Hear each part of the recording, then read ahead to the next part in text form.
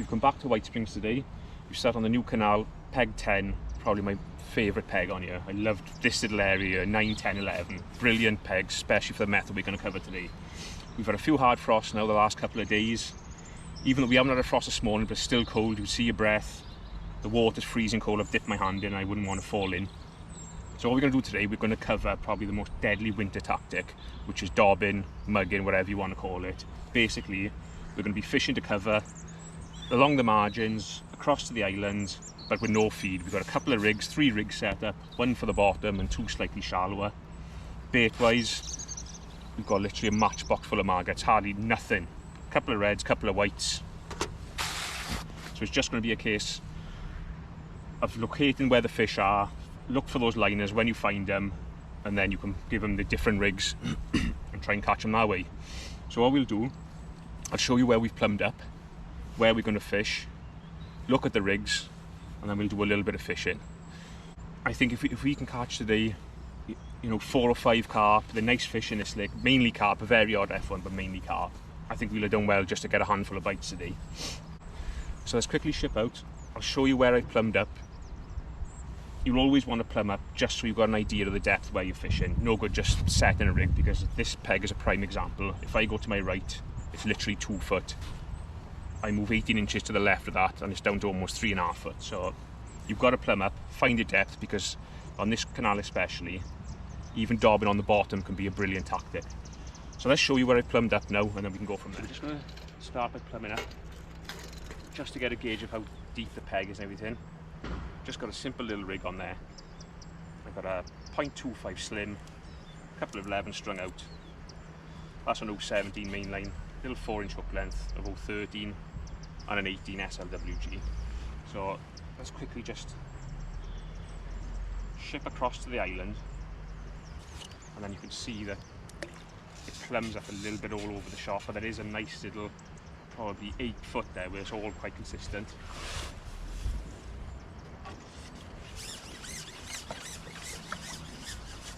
I'm just going to ship out to the point first, right to the island, and when I drop in there, you'll see, look, I've got 2 foot probably sticking out there below my float. So there's a bit of a shallow bit there, and as I come more to the point, still very shallow, back in toward the island a little bit more, there you are, look, just drop straight down, and I plumbed up literally dead depth there. And what you'll find all the way along this island then, it's exactly the same all the way along. All the way, you've got a nice, it's a little bit of, that's what you've got to watch down these islands, there's a little bit of stuff there. Back along there, you know, it's pretty much within an inch or 2 of the uniform, which is nice, because with the same rig then you can just search all the way along this island. Still there, we're getting up towards 16 metres now, out of our peg, and there it comes back up again. So that's the depth, nice little bit there. What you'll find on here is the deeper bits are quite undercut on this time of the year when it gets cold. A lot of the fish will tuck up underneath them. So that's where we're going to target.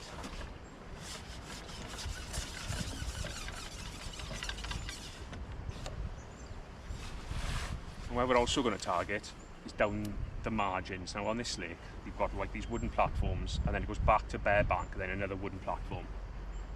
But the same as over by the islands, the deeper margins are undercut.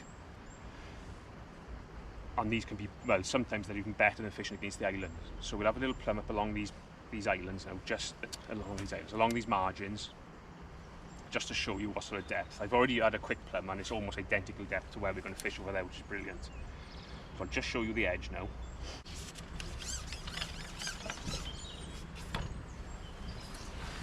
So we swing around down the edge here. There's a nice bit of cover. There's a tree there, and I always find wherever there's a tree down the edge or against the island, whether it's because of all the roots there, you'll always find some fish.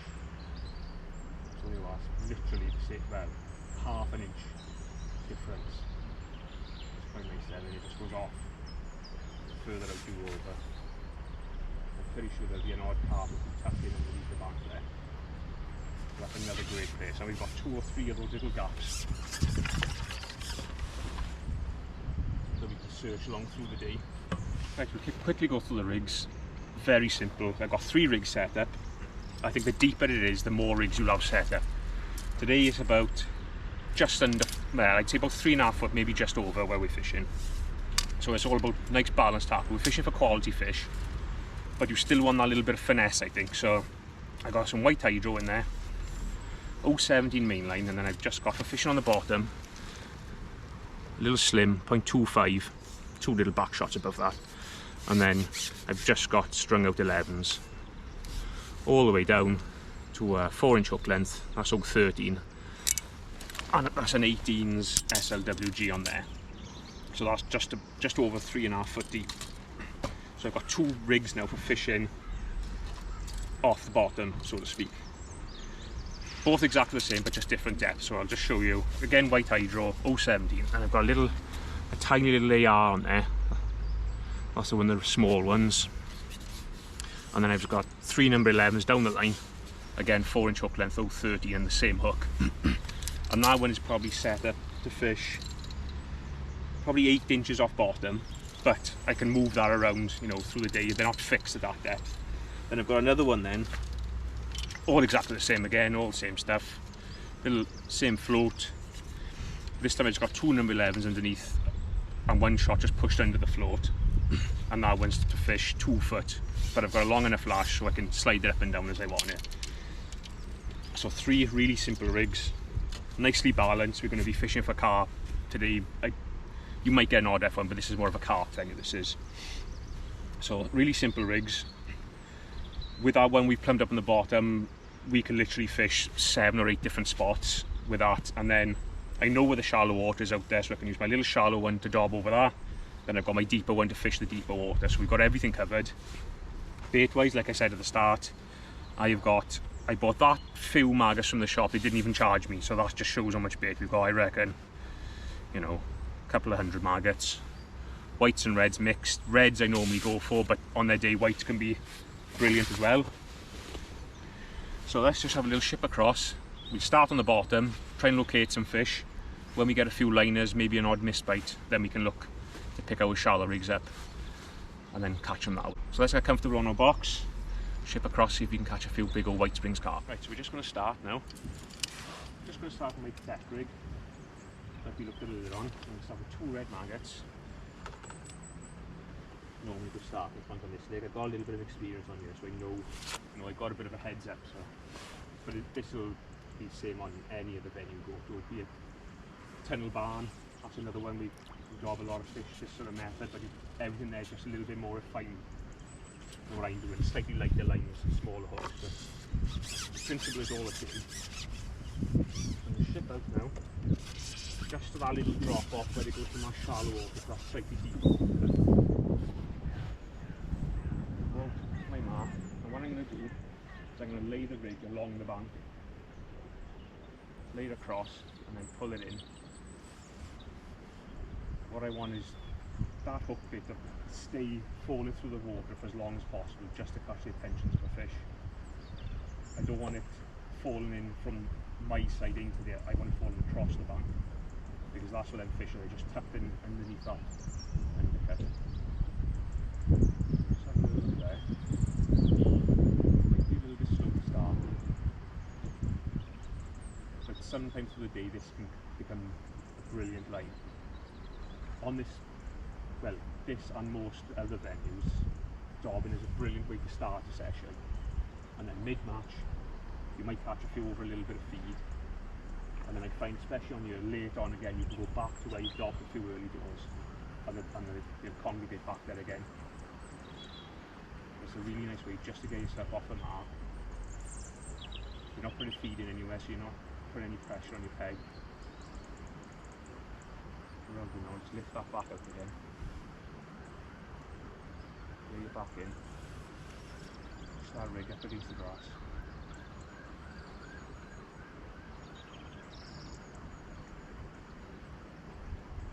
You're just looking for any little indications on the float. What you have on your level, like just move off slightly to the slide, or just a little dip down or a little rise. You know you're in the area where there's some fish there. Like that. You just see the float is just, all those little drops are just trimming up on the float now, so you know it's falling through nice. This is how we want it. I won't stay in one spot too long, you know, I'll work along the bank. An indication on the float there, just went off the side a little bit. And what you find with this method is when you find one fish, there will normally be like a little cluster of them there. But I found on the previous matches on here, when I found where they are, a lot of the time you just catch them off that one little spot. But you can't sort of just keep dropping the catch them, you've got to catch a few. They'll sort of spook a little bit, you've got to come away from it, just go around all your other lines. You might nick a fish here or there, and when you go back in, you'll have another nice little run. So as soon as you can find them fish, you've got somewhere to keep going back to all the time. So they're probably off, you know, they're off bottom, so we'll just see if we can get a clean bite on this. See, there's another little indication on the float again now, just pull down to a little pintle. And there we go, I'm just going to lift that rig, put a foot up, then fall back through the water again, just to try and get a response, trying to get something to grab hook it as well. But at least we've got a little spot now. We know there's some fish there, so it's somewhere we can keep coming back to. Sometimes you're very lucky and you can the first spot you drop into, you can catch them, but then some days it's the least likely looking spot. You drop anything, I'll just have a little look there and there'll be fish there. So you know, go around everywhere, make sure all the little spots in your peg, make the most out of all of them, because you never know which one holds the fish. So a little indication again, I might have to just quickly come back and change this rig for a shallow one. Just going to lift and drop again, moving it, especially when you're on the bottom, lifting and dropping it and that is definitely something to bear in mind. Little indication again there, so there's fish around there. So what we'll do is shift that and put out deeper, about 2 shallow rigs on. We'll just see if we can catch a fish on that. Because if you're having all these indications and you're not getting a clean bite, chances are they're sat above you. So let's just whip back. So we're on our other rig now, and we're going back in the same spot. We had those couple of signs before. Tack it right into the grass if I can. And then what you find is you want those couple of back shots on, because when you're fishing tight to a bit of cover like that, any surface movement, you just try and pull your float away out of position, and it will always want to pull you away from the bank. But you need to be tight into that, you know, tight into that cover, into the undercuts where those fish are. There's one. No, I'm not sure if that's quite right. No, oh look at that. When I struck, I felt like I hooked it like 6 inches up. But that happens, you know, with this method is about, you know, you've got to locate them, and not only that, you've got to find the depth where they're sitting. So straight away I'm thinking I'm going to pick my other little rig up, which is set the fish even shallower than this one again.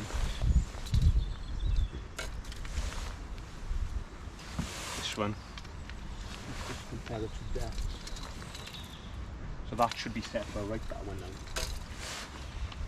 So let's just drop back in there again. Good sign that we've hooked them. I know it's not ideal foul looking it, but this is all kind of stuff that you're going to encounter when you fish this method. You don't want to be foul looking them, especially in here, because they fight like absolute stink. And they just wreck your swim and they wreck your rig. So I'm going to go straight back in when I hooked that fish now. Just in that little cutout.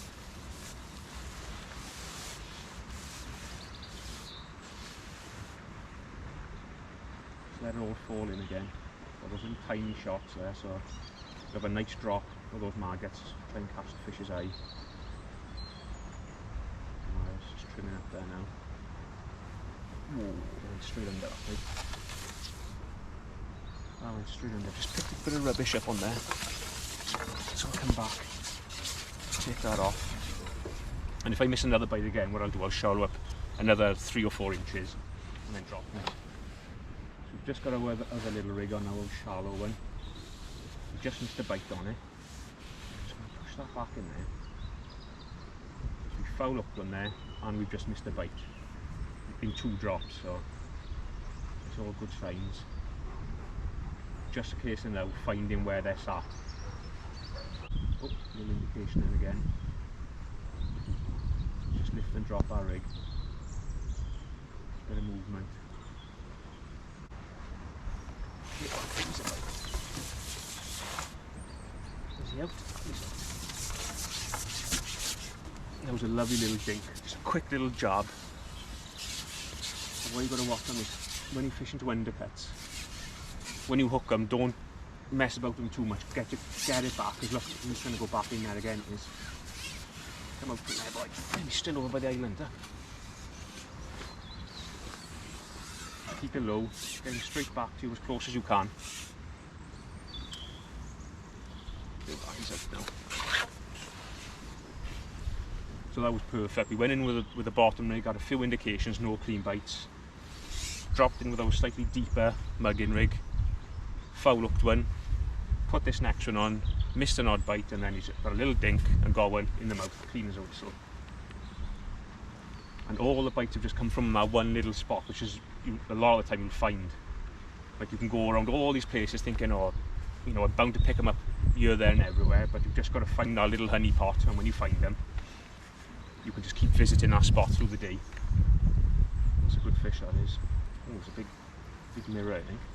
They are good fish in here, so like in the Winter League, there's a Winter League coming up on here. Sort of 8 to a dozen fish is really good in the Winter League. So anyone you hook, there's no rush to get back in there. If anything, the longer you play this fish for, the more chance that peg's going to get to rest.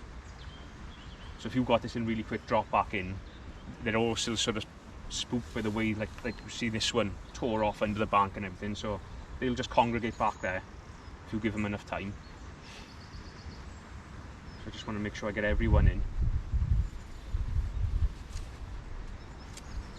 In an ideal world, you catch them there and you'll find a spot down the margins where you can catch them, and you can just rotate those 2 lines. There's a train going by there, look. If you can get 2 lines going, that's when you can catch, you know, you sort of up to 20 fish then. You match within nets of fish.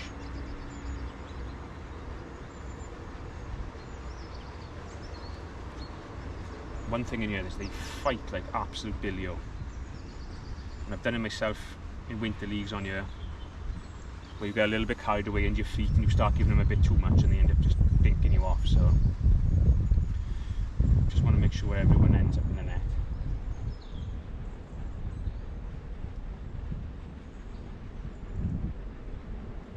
Nice fish, that is.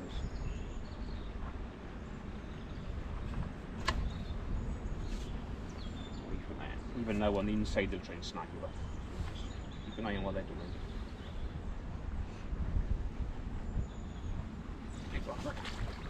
Nice fish. Nice mirror.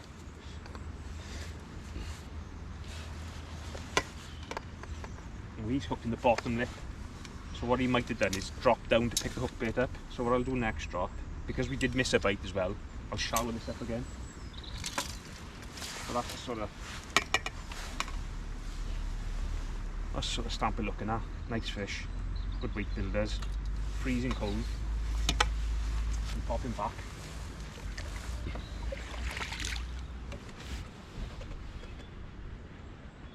And back in there now. They go shallowed up, another 3 inch shallower. Let's just see. You can't get it in there for a minute. Out of there. There's so many little bits of stuff sticking out from underneath the bank there.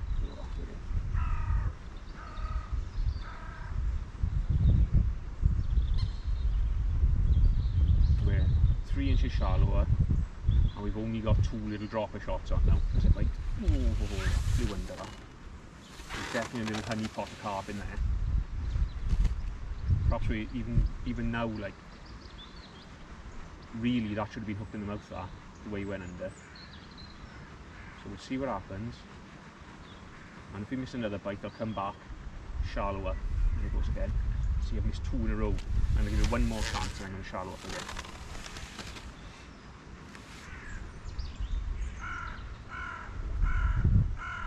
And one good thing to do with this kind of fishing is what I haven't done today, is mark your top kits up with the depth intervals, but have a 7-inch intervals.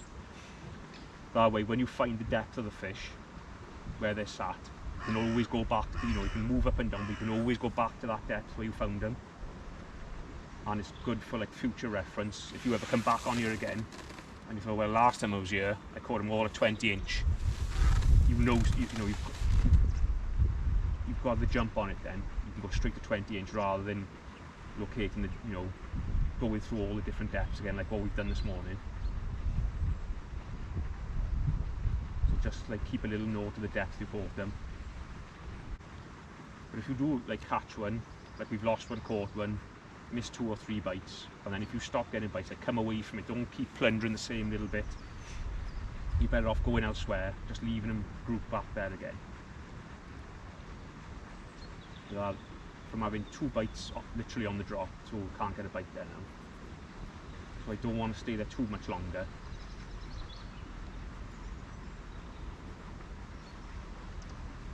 I'm getting away from there now. I've had no more signs there now since those 2 missed bites. I'm just going to venture down the island a little bit further. I think there's been quite a bit of activity there now, so I think they just want a little bit of a rest on that line. So I'm just going to go slightly to my left, not all the way up to my peg yet. But there's a nice little, anywhere where you find like a bay or a little point, there's always fish hanging around there as well. So we'll just have a little go just off that little point there. Just see if we can find an odd fish for there. There's a bite. Look at that. Straight away, look. As soon as I moved, instant bite. Move trying to go under the bank. We'll whip him back as quick as we can. Look, he's away.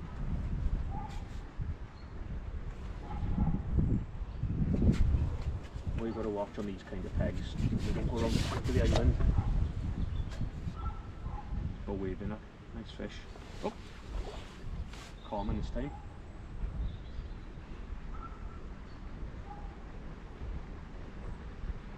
So that showed perfectly there. We caught a fish, lost a fish, a few bites on one spot. They'd gone dead, so rather than just sit there plundering that one line, I've dropped round to a next likely looking spot just off that little point there. Dropped in, they've been in there, what, I don't know, 6 or 7 seconds, plonk straight under. So don't just sit on one line and plunder it. Keep working around your peg. And just leave them congregate back in that same bit where you caught a small fish this time.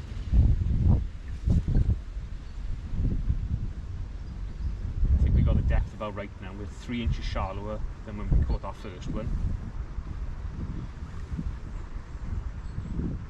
Played around the rig a little bit, just got 2 little droppers now down instead.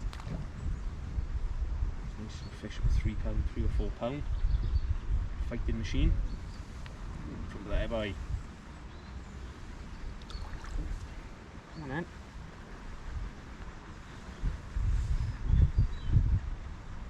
Nice fish. Look at that. Probably 4 pound. Let's have a look where he's hooked. That's better. Just sort of hooked top corner there. Nice little carp.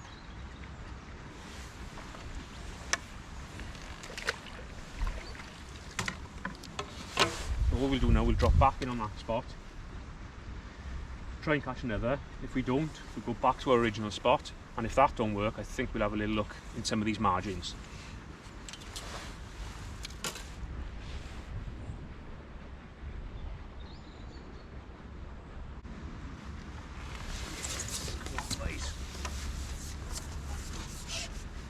Definitely found a little honey pot there now.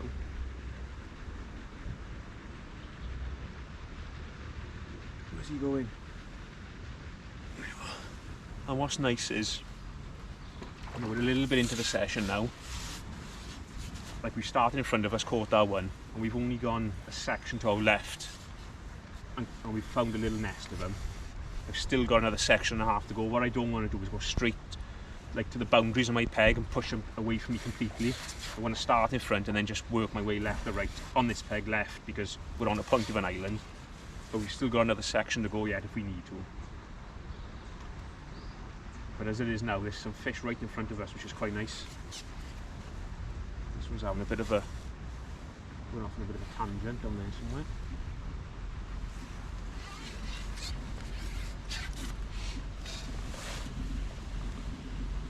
You know, if we were on like fishing a match now, you'd be really happy with this.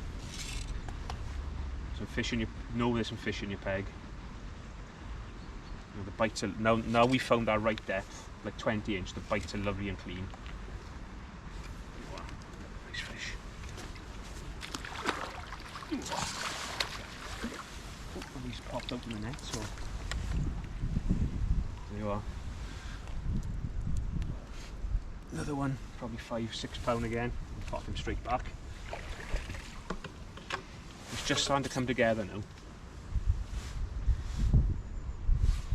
I'm itching to get down these edges and have a little look, because when you catch them down the edges, you can often catch those great big ones. Even though you're not feeding, you just seem to live down the edge.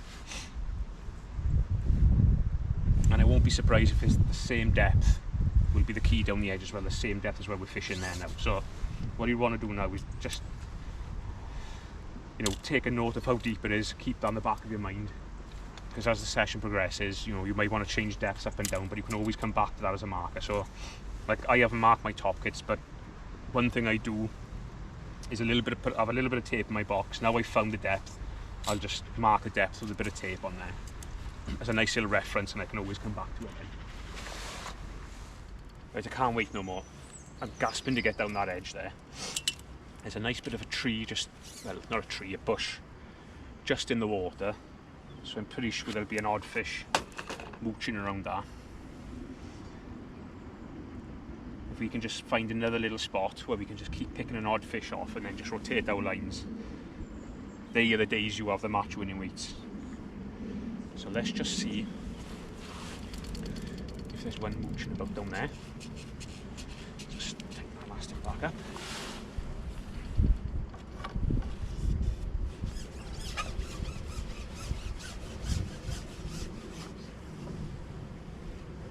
Unfortunately the rain has started now, which isn't the best, but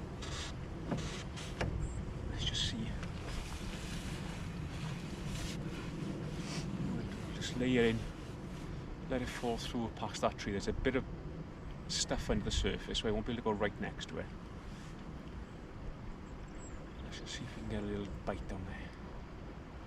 Same principle as fishing across, like laying it in, lifting and dropping it. That's why I like this venue in particular, is I'd always go for maggots over bread, because you can be a lot more active when you're fishing with maggots. As in like laying it in, lifting and dropping your rig. With bread you've got to be careful, you've got to be careful with bread. You know, there's only a certain amount of time it's going to stay on before it swells up too much. It gets too heavy, when you go to lift your rig, the hook just pulls straight through it. But with maggots you can be a lot more active. You know, a lot of places, don't get me wrong, bread is the way to catch them, but like this venue and quite a few others, maggots, when you need to be that little bit more active, maggots always seems to be the way. So that's why, like, on your, I very rare fish bread on your, 9 times out of 10 will be maggots. So we've just had a little sign down there again. Again, I'm just going to wait for like a nice clean indication. Want to be striking at the right kind of bites.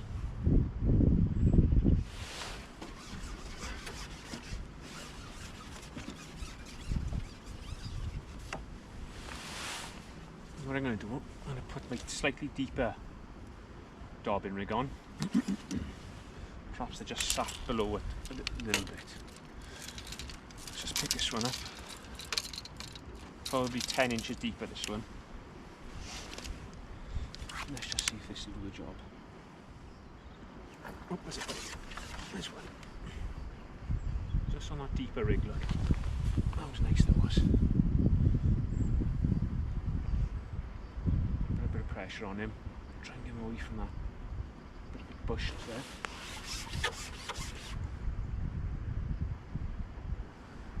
Look Look at him, he's still trying to get back in there. You're not going in there, boy, that's the end of it. Coming out.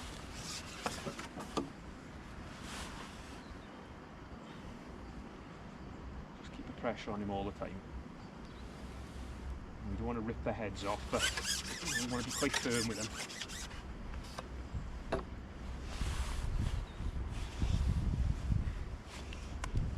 Nice little dink, just that little, probably 10 inches deeper than what we caught across the island. That's why you want them couple of rigs set up, just so you can like search through the layers.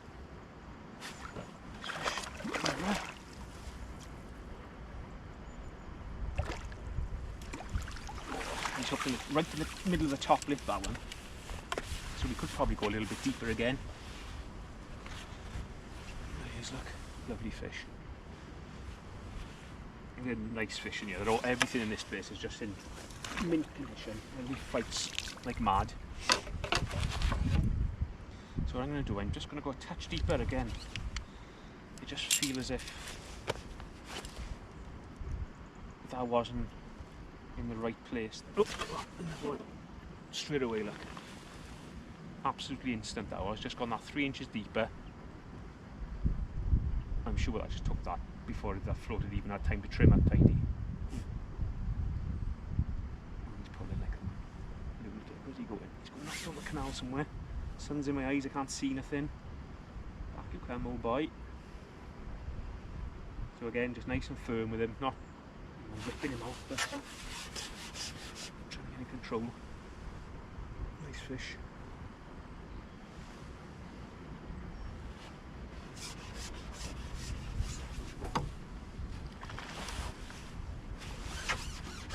You've got to watch them, so you get them out of the edge and then they want to go over to the island and do you over there instead.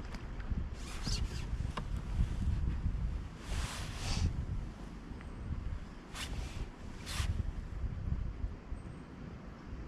not happy that way.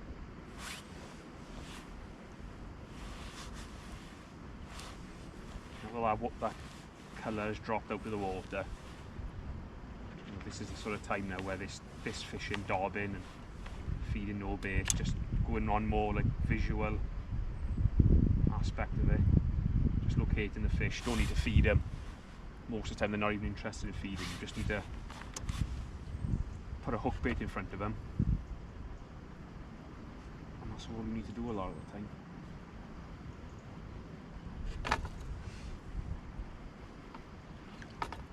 Go in, look. Sometimes these little fat ones are the worst. I'll say like 4 or 5. Nice and chunky one. Yeah, they're good stamp fish. Don't take long to put a weight together of these.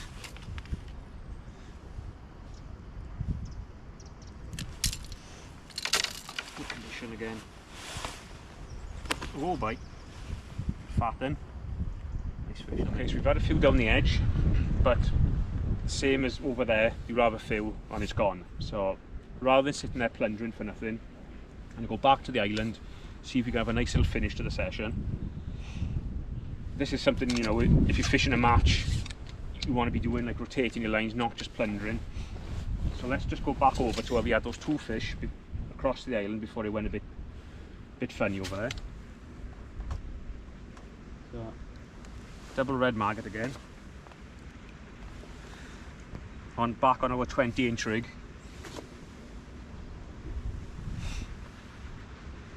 So let's just see if we can have a nice little finish.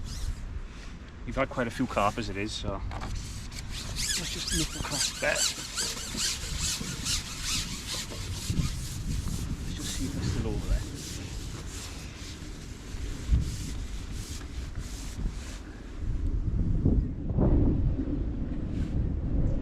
Then we'll just pull that rig as close to the back as we can get it. That's where they are, they're just sat in these undercuts.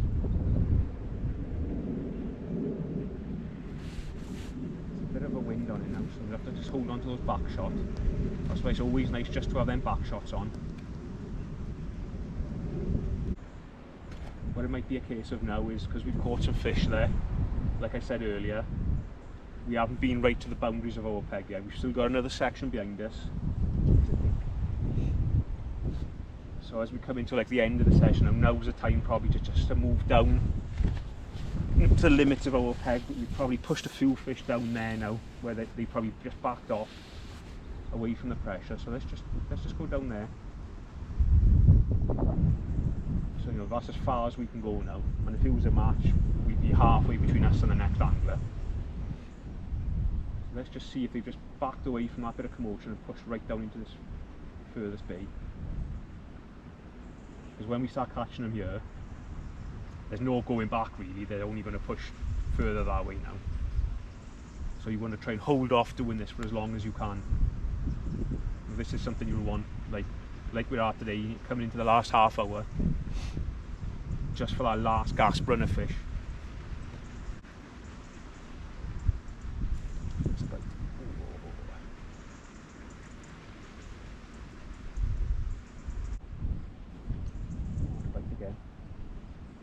What I might look to do now is shallow up again on this line.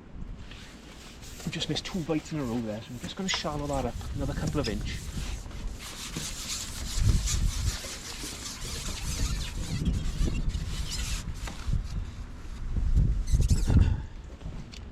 It felt like those bites came on the drop, so we'll just shallow up a touch again. And I know that it does, that's that little bit just where we plumbed up the start. I know it just starts coming up a little bit shallower. So I'd say now we are 18 inch now, 17, 18 inch there now.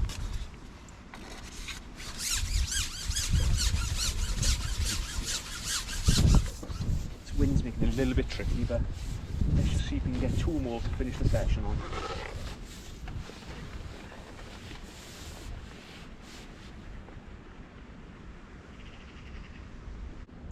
Right, there we go. Lovely.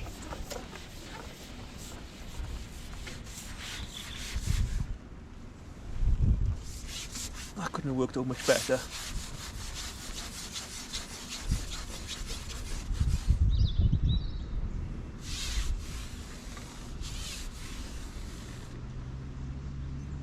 Just shallowed up that little bit there now. Missed 2 bites, shallowed up.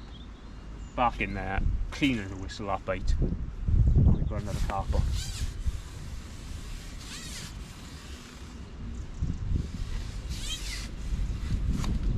Again, like all the others, we'll just take our time with it. Make sure they all count, because on the hardest winter days you might only get a chance of a few of these.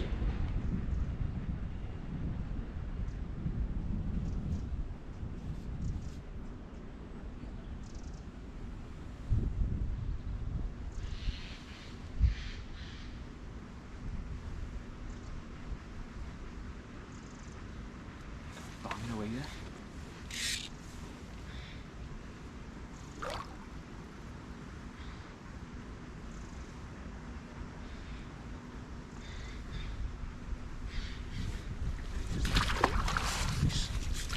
They're all a good stamp, they're all sort of averaging 5 and 6 pound today. Lovely, isn't he? Solid, these fish are. Sort of top corner there, really nice. Drop it back in. Right, there you are then. We've reached the end of the session. Got quite hard towards the end there, but just by going to a full 16 metres, as far as of our peg as we could go, we did manage to snaffle 1 or 2 late fish, which obviously tops up the total nicely. So a quick little recap. Obviously plumbing up, getting a good idea of the depth, what you're fishing to start with is really important. Off that then you can judge where you're going to set your other rigs up, you know, your rigs for fishing off the bottom. So that's a big one to start on, so make sure you spend a nice bit of time going around all over the place. You know, we've plumbed our margins up, we've been all the way along the island. Get like a mental map in your head of the depth and the contours, and then like with our deck rig today, it's just over 3.5 foot, so then you can sort of look at that and think, right, 2 other rigs will do me for fishing in between sort of the bottom and the upper layers. Our rigs for fishing, you know, exploring through the water, if you can use the lightest little floats you can get away with. These take 2 or 3 number 11s, Like, no, that one there's got 3 number 11s on it. But just be aware, when you fish off the bottom with like maggots or bread, it will act like almost another shot. So you want to fish, like on here I've taken a number 11 off just so I can have a nice little bit of show on my bristle. Always have them strung out like you've seen today. We're lifting, dropping, laying the rig out, laying it back in, moving spots. It's all about the visual aspect of this and just trying to provoke a response from the carp that are all tucked away in all these little features and undercuts. So I've like 1 or 2 of those rigs, helps you explore. When you find where they are, like what we've done, always keep a mental note of the depth, a little bit of tape on your top kit, or if you've got your top kits marked up, just keep a note of that. Across the island today we've caught them 20 inch, 18 to a 20 inch I'd say. The last going off we missed a few bites, shallowed up, and we caught a couple at 18 inch. But then down the edge we've caught them, how deep is that? What are we looking at there? We probably caught them 6 inches off the bottom down there, so about 3 foot of water. So it's all about having different rigs to suit different depths.